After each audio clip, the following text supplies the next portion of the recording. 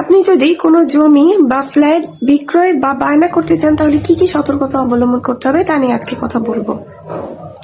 একটা সময় ছিল যে এসব বায়না দলিল সমূহ অথবা কোনো টোকেন মানি দলিল অথবা অ্যাডভান্স মানি দলিলগুলো রেজিস্ট্রেশন করা বাধ্যতামূলক ছিল না বা প্রয়োজন ছিল না, কিন্তু 2005 সালের পর থেকে এই বায়না দলিল অথবা কোনো ভ্যালুয়েবল এগ্রিমেন্ট ডিড থাকলে সেগুলো রেজিস্ট্রেশন করা বাধ্যতামূলক হয়ে যায়।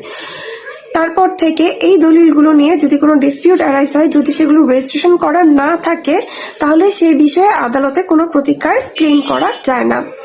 অর্থাৎ আপনি যদি এই দলিলগুলো রেজিস্ট্রেশন না করেন তাহলে কোনো ঝামেলা হলে পরবর্তীতে আদালত চাইলেও আদালতের কাছে আপনি কোনো সাহায্য পাবেন না। আচ্ছা, এখন জানবো এই বিষয়গুলো রেজিস্ট্রেশন করতে হলে আমাদেরকে সাব রেজিস্ট্রি অফিসে কি কি কাগজপত্র নিয়ে যেতে হবে।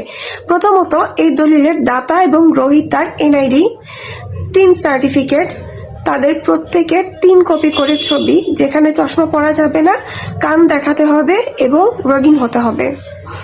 যে জমিটা বিক্রয় বা বায়না করা হচ্ছে তার লেটেস্ট খাজনা রসিদ, এই উক্ত জমির বিগত বায়া দলিল সমূহ, এবং এটা যদি রাজক প্রপার্টি হয় রাজকের অনুমতিপত্র প্রদান করতে হবে।